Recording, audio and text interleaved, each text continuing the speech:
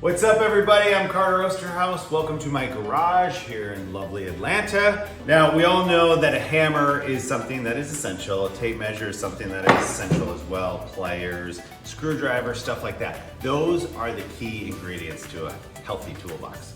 But I'm gonna show you some things that you might not have thought about that you should have that make a huge difference.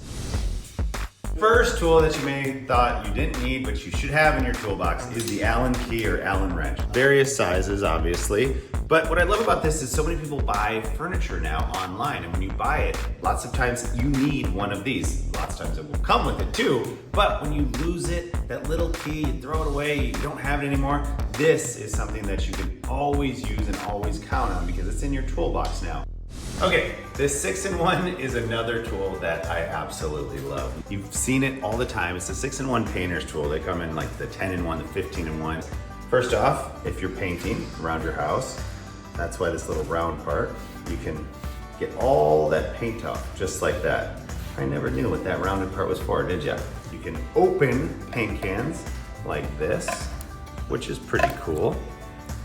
And of course the top, which is a scraper and a spreader. If you have a drywall and you have a little, it's just kind of coming off a little bit, you can kind of scrape it like that. And then if you want to put some putty on, you can put some putty on the end of it and you can scrape it on the drywall just like that.